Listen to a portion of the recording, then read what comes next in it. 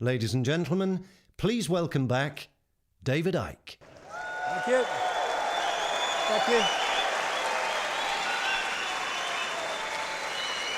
Thank you.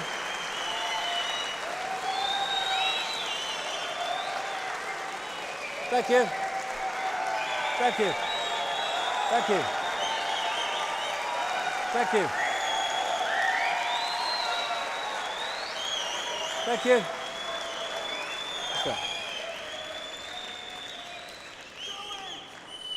Look at the muck in here.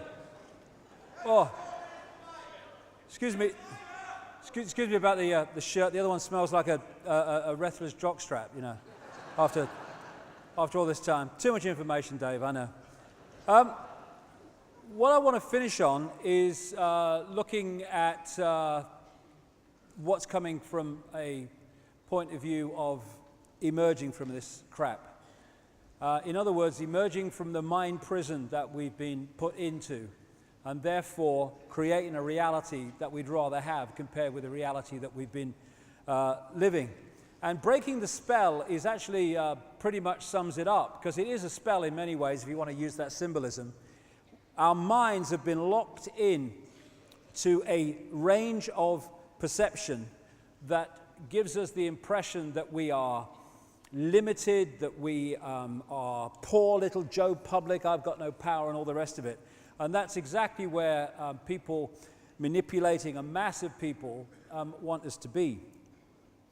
And when we're looking at ways out of this, Einstein's quote, which is in many forms, but this is a summary of it, encapsulates what we're looking at. You cannot solve problems with the same level of consciousness that created them. Now, what we have in the world is a series of problems created, and then they'll change a political party or they'll move another dark suit in from somewhere else, but they're of the same level of consciousness as those who created the problem, so the problem just goes on getting compounded because we've not reached that level of going beyond that and looking at it from another direction and seeing a way to change what we want to change. So the door is spinning round in Downing Street in the White House, but no matter what it looks like, the same level of consciousness is coming in and out, and so nothing changes. It cannot. And that consciousness is from the consciousness of division, of seeing everything as a partness and all the rest of it, which is the consciousness that's been in power and has been manipulated among humanity to have and to manifest reality from that perspective, into a oneness that understands that we're all one consciousness, we're all one energy, all one mind, and therefore all these divisions between us through which we're divided and ruled are just illusions. You know, if someone got a baseball bat and started smacking themselves round the head with it, we would call that crazy, madness, insane. But that's what we're doing with the conflict in Palestine, in Iraq, in Second World War. We're one consciousness that's been set at war with itself. And when I say, and again, I talk about one consciousness, I'm not talking about one clone kind of bland, everyone the same consciousness. Absolutely the opposite of that. And one way of seeing how much we've come along the road to understanding this idea of connection and expressing the uniqueness of all possibility is how much we do that, and how much we are clone-like, just following the one in front, sticking to the norms, never stepping out of line.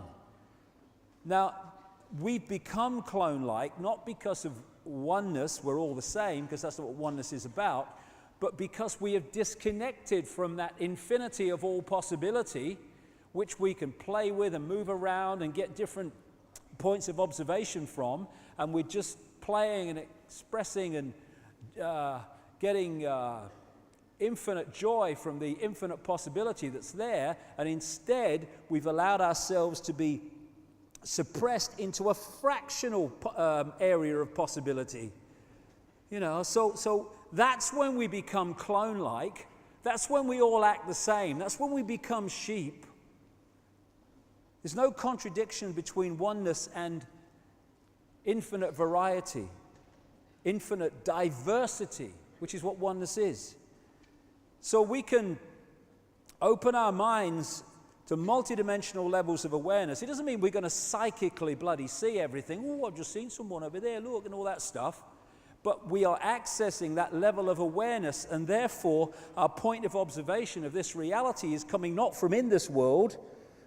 When you're in this world and of it, then you're buggered, really, because all you've got is this world to tell you what reality is and who you are. When you open your consciousness and move your point of observation, you are in this world physically, at least as a projection, but you are not of it in terms of your point of observation. And they're the people that stand out in society. They're the ones that people who are in this mode say, you're crazy, you're mad. No, he's different, because he's got a different point of observation to you. That's all it is. We're the same, but with different point of observation within infinity. There was a time when even this reality, I would say, we had this sense of oneness, this sense of connection, celebrating uniqueness, and joyous in diversity. But slowly, surely, maybe quicker than slowly and surely, our minds have been taken over and encased in this bubble, this disconnection from the great infinite into this body consciousness. And of course, when people come into this world now as what we call babies, and their consciousness enters this world, immediately the programming starts. Often it's parents programming children into the norms. Oh, you can't do that. What will the neighbors say? Oh, you can't do that. I want you to work in a bank. You've disappointed me. You want to go and walk in India. Well, be disappointed then. Sod off. You go and work in the bank. I'm off to India, mate.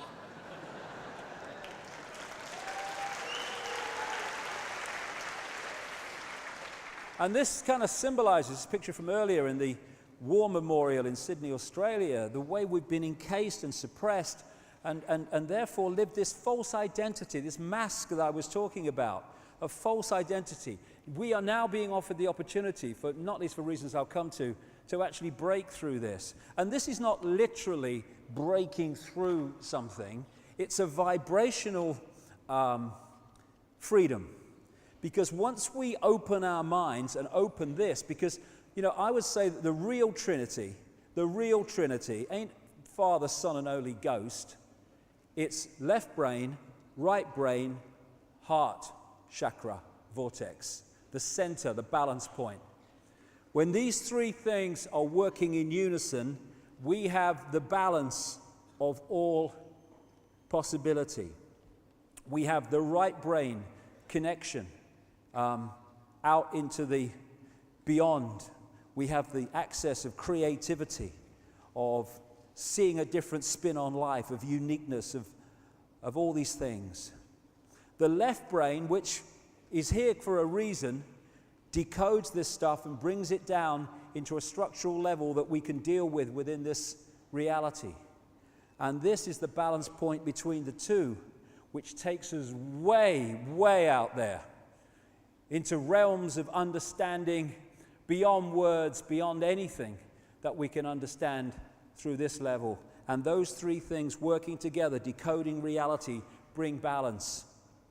This would never allow this to get involved in the stuff that we've been talking about, in control, in abuse, in war, in conflict. It wouldn't go there. If this is going to be used to function within this reality, it is on this and this terms, not on this term, on the terms of this isolated left brain consciousness that is isolated from the rest of existence, working in its own sub-world of structure and competition and all the rest of it. When these three things are working together, then we can decode reality in a way that the left brain alone could never even think about doing. And when we start to do that, when we start to open our minds, and all these phrases we use that absolutely encapsulate what we're talking about, when we open our minds and start to access and decode a much wider range of frequencies, suddenly the reality that we create, the way we see this reality and perceive it of what it is, just expands into a level of understanding that is just beyond anything we could imagine before when we're here, thinking everything's real and solid and apart and divided. And that's when the box goes on. The difference between the two is fantastic in terms of our perception of reality, and we are now in a process where this is taking place, where this box is coming off. More and more people, and the true nature of who we are is starting to be understood and expressed. When I started on this journey talking about some of this stuff, not like as much as I am now, but in the same themes, it was like, get me a wall, I'll give you an impression. No one wanted to know. It was crazy and all the rest of it. But over the last 20 years, I've almost been a barometer of it. I have seen this incredible change where more and more people are expanding their consciousness and going, whoa, I can see it now. Why couldn't I see it before? Because you weren't decoding reality in a way that you could see it. You were stuck in the box, stuck in the vibrational box where we all start out. And talking of boxes, these entities, this force that seeks to control us, is not an all-knowing, all-powerful, all-wise force. It is able to control us only by putting us in a smaller box than it is in. That's only the way it can do it.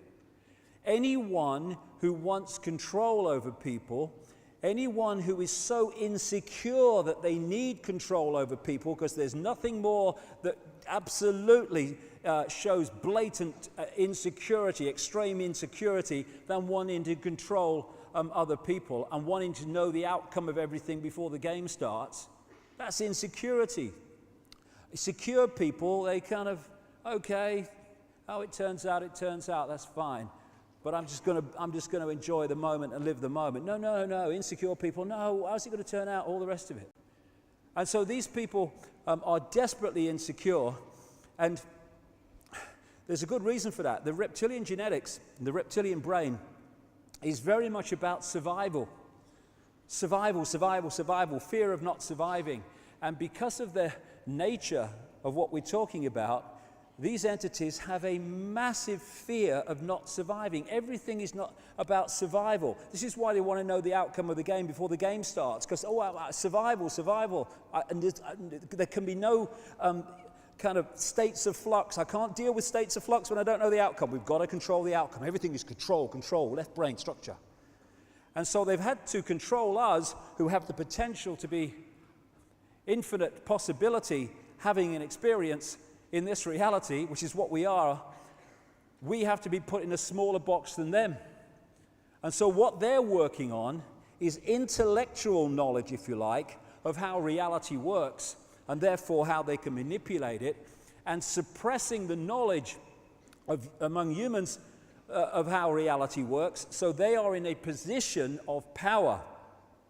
If I know things of great significance and other people don't, I'm in a position of power over them. That's why we've had the suppression of knowledge and the passing it over through the secret society network to the chosen few. Knowledge is power. That's what it's about. But it's intellectual knowledge. It's cleverness, not wisdom, that they work with. They're very clever. The way they've structured society to get the outcome they want is very clever, but it isn't wise. And cleverness without wisdom is the most destructive force on earth. It's very clever to create an atomic bomb. It's not very wise to do so. They are not the same thing. And so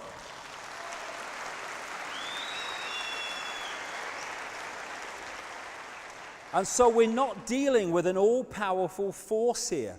We're dealing with a frightened, fearful, frightened of not surviving, insecure force that needs to control to pander to its own insecurity and fear of non-survival. So when we come out of the box, as we're coming out of the box, this force ceases to have that power over us, because we're no longer in a smaller box than as that it's in terms of knowledge and awareness. And I always use this analogy of the ball on top of the water, on top of the tank. You know, when you go through all these different levels of how we are attacked mentally, emotionally, and physically to suppress us and to hold us in the box, in the bubble, that tells us something about us, which a lot of people don't realize. Oh, it's negative. No, it's not negative. It's extremely positive if you want to use those terms, because it's telling us who we really are. The level of suppression on multi-levels, in multi-ways, that they've had to go to and continue to go to hold us in servitude, shows the potential of genius and magnificence that we really are. And that's our natural state, is multidimensional connection. We are in an unnatural state. We've been manipulated into it, one of disconnection, of awareness of that. And if you take the analogy of the ball, if you push a ball, or you want to put a ball in an unnatural state, i.e. on the bottom of a tank instead of at the top, its natural state, then you have to push it down and you have to hold it there. You have to hold it there because once you let go, boom, natural state. And so what they're doing is throwing all this stuff at us to symbolically hold us at the bottom of the tank in an unnatural state. What we think are norms and the way life is and the way humans are is actually anything but the norm. It's the way we've been suppressed into. It's not our true natural state, which is multidimensional connection in this world, experience it, but not of it, and awareness of being not of it while we're experiencing it. That's our natural state. And we're now getting the opportunity as this information comes to light, and for other reasons I'll come to in a second or so, or a minute or so, that we just need to open that telescope, to open ourselves to a greater level of awareness and allow it to come in. You know, people say, when's the cavalry coming? Well, you know, the cavalry ain't coming because it's already here. It's in the space that we are occupying, in the space that we are experiencing now, are all those levels of consciousness which when connected with will bring us to a state of awareness and potential for creativity that we would think was beyond belief at the moment. It's there. And it's not the cavalry has to come to us, it's we need to go to the cavalry, because what it is, it's always there. We just need to open our minds so we can connect with its level of vibration. The idea of this crowd is to lower our vibration at the body consciousness level so that there is a disconnection vibrationally with higher states of consciousness. Because when you look at fear and its sub-parts like stress and guilt and all the rest of it, all this stuff they leave behind when they go into a near-body state or a right brain state, left brain shut down like Jill Bolte Taylor. When you rid yourself of those emotions, you start to realize, as these people have, the nature of who we are. But what we're looking at the moment, this time, is the opportunity to expand our consciousness so that we vibrationally connect with the cavalry. The level of consciousness, the level of awareness, the point of observation that is just there waiting for us to connect with it. So when you are in a state of fear, and all these other sub-emotions that I talk about of fear, they are low vibrational emotions. What we talk about when we're in those states, God, I feel so heavy today. Oh, I feel so dense. Yes, because the energy field, your energy field, slows down vibrationally when we get in those states, and there is a disconnection from higher states of awareness. To do with vibrations, it's to do with frequency connections and all the rest of it. So it's up to us to open ourselves to these levels of consciousness and not for those levels of consciousness to come down here to where the state we're in. Why? Because they can't. Because of the level of consciousness they're at, they're vibrating to a certain frequency, and if we're down here, never the twain shall meet. We need to go and connect with it. And it's when you open your mind and your consciousness and you start to make those connections, that's when suddenly you think, why didn't I see it before? I can see it now. We're in control of this, not some bloody entities shape-shifting themselves around the sodding world. We're in control. That's the great secret they don't want us to know. Absolutely it is.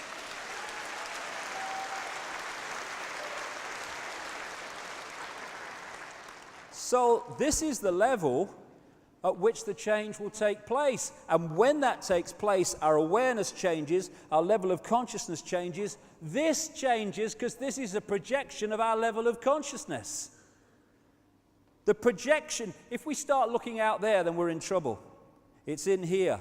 It's when we do that we start getting out of the box. It's a vibrational escape and a vibrational getaway car caused by us changing and opening to a higher level of consciousness. Now, this is doing the rounds quite a lot at the moment. The law of attraction, they call it. I've been talking about this for years in terms of what you put out is what you pull back. But I think there are a lot more elements to it than some people seem to think. When you are in a certain vibrational state because of your emotional, mental state, all the rest of it, you're putting out a vibration that reflects that. It's like I call it magnetic attraction, basically. Vibrational magnetism, I call it. And that is going to lock into vibrational fields of like frequency, and it's going to draw them towards you like a magnet. So what you put out, you lock into and draw towards you. When people, I've met so many people that keep attracting the same kinds of people into their lives. And I'm watching it and I'm thinking, soddy hell, not another one. It's like it's just the same as that last bloke and the one before him. Why?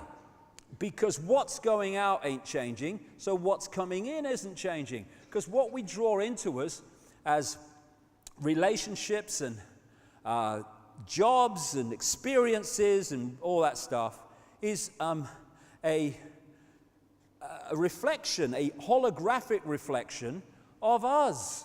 We all live in our own little universes, really. There are points where we share the same basic reality, but we live in our own universes because what we're putting out is what we're drawing towards us. The question is, how do we change what we're putting out? Fear. We attract to us what we most fear. When I was a kid, I was terrified of dogs when I was a kid. And whenever I went out, the dogs always came for me. I mean, honestly, you got a complex. I had a council estate in Leicester, and it's full of houses now, this place, but there was a green in the centre of it. And as I walked across, I used to get the bus. It was only one stop.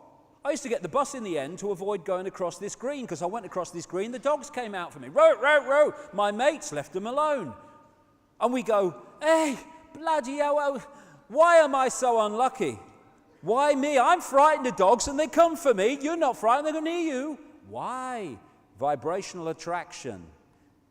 Same with the things we like. We can attract them. Relationships. Relationships are a vibrational attraction. We draw them in. When we sync with people, we sync with them energetically, you have a relationship. Then, for whatever reason, someone might change, and their energetic field changes, their magnetism changes, or whatever, their vibrational field changes, and suddenly it's not syncing with that person anymore. In the holographic play-out world, we say that relationship has broken down, and they've parted. Well, they've parted vibrationally. And sometimes, that's good, because you get things from each other and you learn from each other, and then, hey, it's time to move on and have other experiences. But it's the vibrational connection that draws them in. It's the same with jobs. It's the same with luck. Luck. Why are some people lucky and why are some people unlucky? Because what they're putting out is what they're drawing towards them. I watch in sport and football and stuff, and sports people. These people that they get so close to winning, but they never quite can win. It's almost like they're frightened of winning. When I observe some of this stuff psychologically, it's almost as if they can't believe that it's possible for them to win. Oh no, that happens to other people. It doesn't happen to me.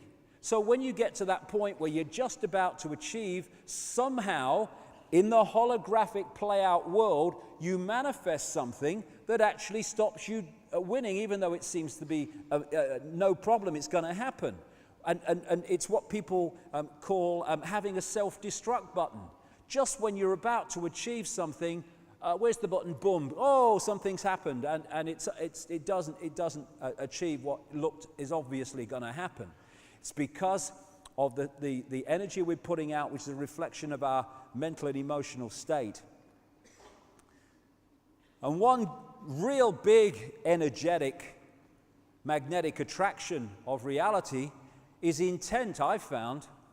Intent. An intent, this is what I'm going to achieve. This is what I'm going to do. This is what I want to do. This is what I will do. When that intent goes out, it goes out as a vibrational field, and it draws back towards us all that we need to achieve that intent every time.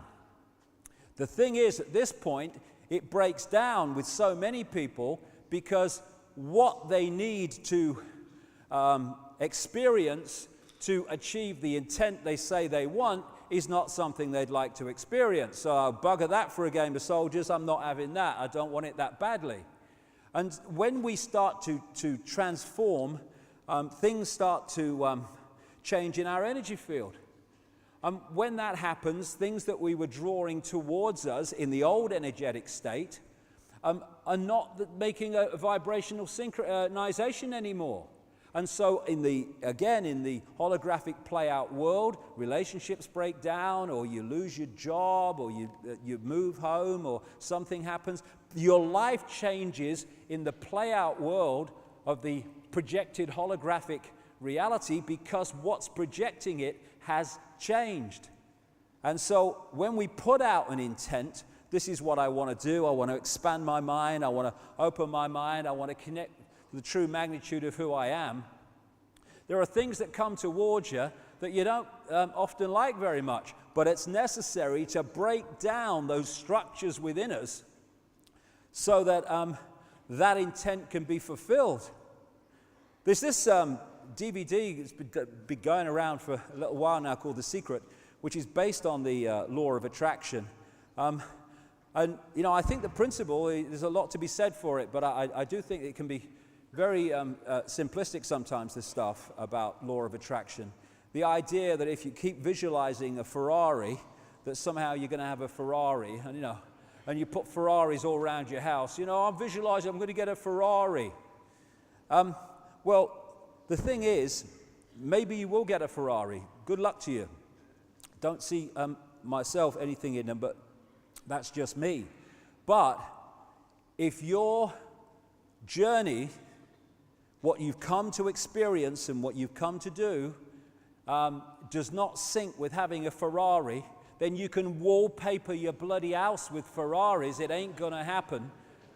It ain't as simple as visualize a Ferrari, law of attraction, brum, brum, brum, here I go.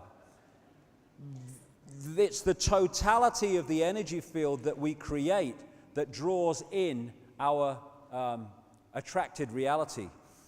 One part of that is the range of energies or vibrations and frequencies that we are accessing. The more expanded that is, the larger our state of awareness, the more our energy field in embodiment is affected by that. That affects what goes out, it affects what comes in. What our energy field contains from all these different influences together makes the magnetic connection which we draw into us. The astrological influences our energy field also affect the overall mix of the vibrational field that we are projecting. Because as I said earlier, when you're born at a certain time, the energy nature of you and where you're born is affected by where the planets are, so you're going to have a slightly different or sometimes significantly different energy field influenced by the planetary and star influences than someone born at a different time. And then there's also the journey. We come in with a certain amount of coding that takes us through a journey, and sometimes maybe a challenge that we will then follow without realizing we're following it. And so when I look at my life, there are many times when I've said that, why me? What have I done? I remember in the early 90s, I'm thinking, I only want to kind of be spiritual like, and I get all this shite thrown at me. You know, and it's like, why me? Oh my God, what have I done? I'm only trying to do some bloody help. Come on, what's going on? And then I look back and I see those nightmare experiences as my greatest gift. My greatest gift. We are often offered our greatest gifts magnificently disguised as our worst nightmares. Because we are what we are at this point, not despite what has happened to us, nice, not so nice, and all in between, but because of what has happened to us. That's what's brought us to this state. And there was a time in my life, like everyone else's life, when I was, shall we say, aware of how people saw me. You know, as you do when you're a teenager and then you grow up, you're even older, you're always thinking, you know, how people see me, and you're on the telly, and, you know, I hope people like me and all that stuff. And you are, in other words, you are looking for external approval because that helps your insecurity. When I went through the extraordinary levels of ridicule that I went through in this country, in the 1990s particularly, it was a nightmare. I couldn't go down any place in Britain without being laughed at, ridiculed, all that stuff. And yet, what it did was clear me completely, or as much as I'm aware of that need for approval, of that, here we go, fear of what other people think of me. That's what it did.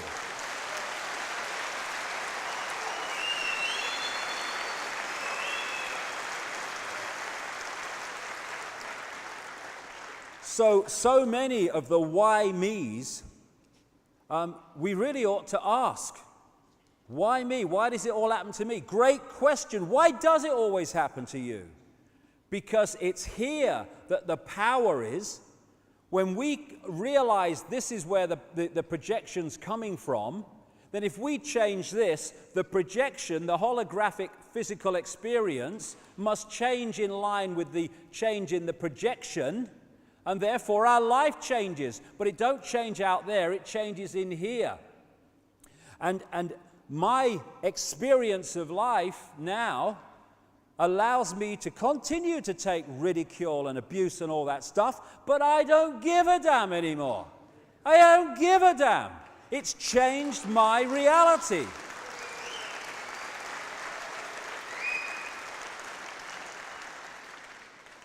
There's a lot to be spoken for about worst nightmares, because so often they are our greatest gifts. Not always, but so often.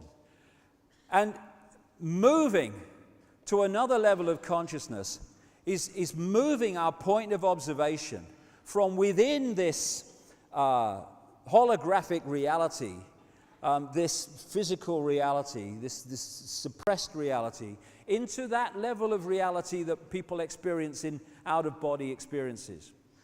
From that perspective, this world looks totally different. If we can move our point of observation of this reality while we're still in it, then everything changes. Because the level of consciousness changes, and therefore the problems we wish to change and the things we don't like in this reality can change, because the level of consciousness is higher than those that created the the problems. So it's moving our point of observation to another level, and then everything changes here. It can't otherwise.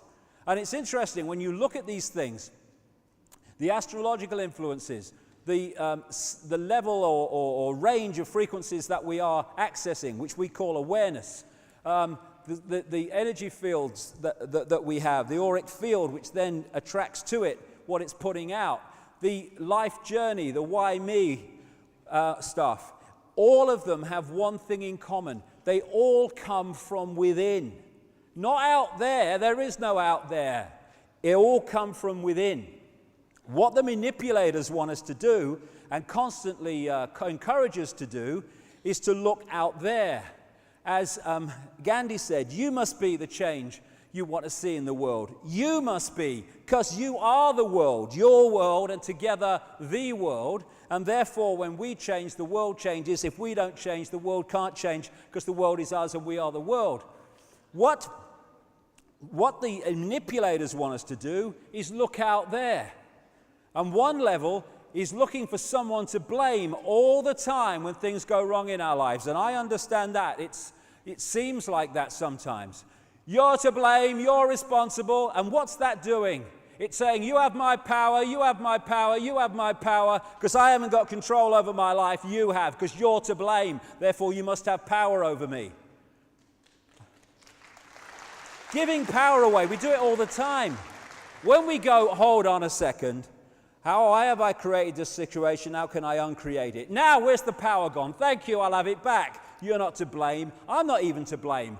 I'm just using my knowledge now to change the reality I don't like, because I have the power, because I'm creating it. Therefore, you don't have power over my life, I have power over my life. Thank you very much. Completely different point of observation. Now I'll change my life, because you're not in control of it, I am. Luck. Luck. Luck, oh, I'm so unlucky. Why? Put it out, bring it back. You know, I've observed so many people, bloody hell, I've observed me bloody self through my life. When you see the same recurring thing, oh, I'm so unlucky, oh yeah. Why? Why? Power back, I'm in control. So, when we look out there, and this is what we're encouraged to do, it's like looking at a movie screen, because you don't like the movie, i.e. your experienced reality, and starting to shout at the computer screen or at the movie screen. Oh, yeah, don't like this movie. Change it, change it. You're mad, mate. It's a bloody movie. It's a projection. You can't change it by shouting at it. It's your fault. The projection is back there, or behind there in this case. That's where it's coming from. So if you want to change the movie, mate, go and find the projector, and then this must change. You ain't going to change the movie by shouting at the sodding screen. But what do? Every day we shout at the sodding screen, because we don't go to the projector, which is projecting it. Why? Because it's much easier to think it's someone else's fault. We talk about, people controlling and stuff like that. A few people can't control billions unless billions allow themselves to be controlled. Responsibility, let's take it back here.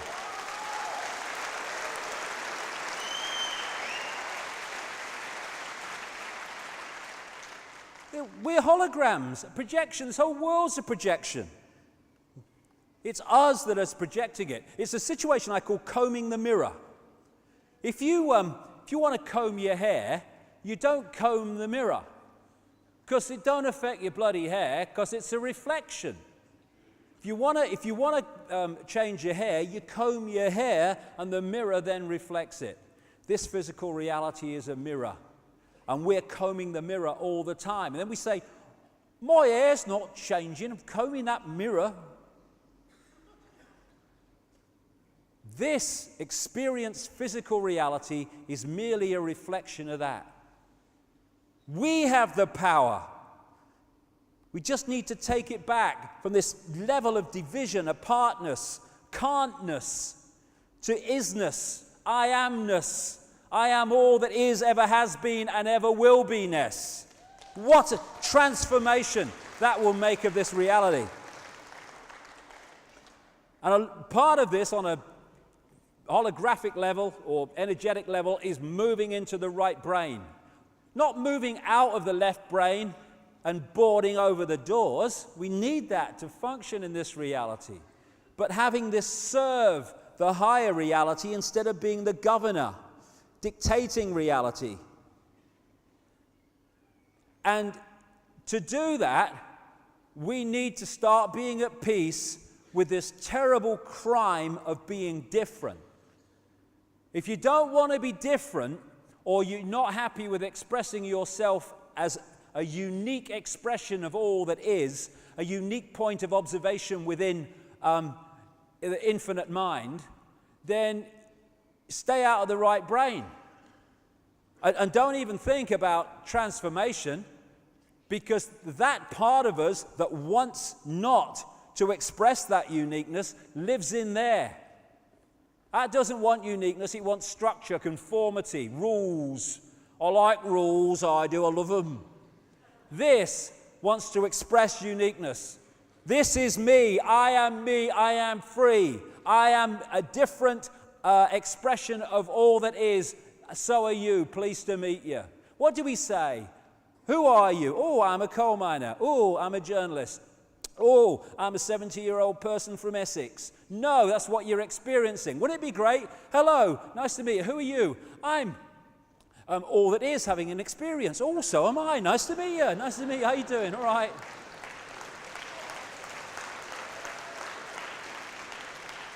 That's what we are. So it's starting to let go this fear of being different, this fear of being different to the norm. Oh, what will my mother say? Or what will the mates at work say? Or what if I do? Well, I tell you what, this is my view, just my view, okay?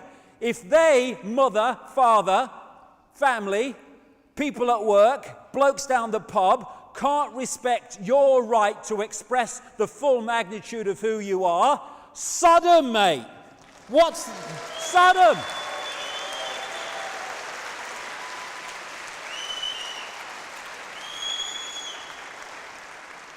Bloody hell. My friends, they try to make me conform. They're ever so good. Oh, really? And all this is blood's thicker than water. No! No! Their families and parents and children and all that stuff, they can have great connections and have a wonderful relationship. But just because they're parents and children and sisters and brothers doesn't mean they necessarily do that. What we call brothers and sisters and all this stuff, they're holographic projections. That's what they are on this level. We are consciousness. They are consciousness. We're all one consciousness.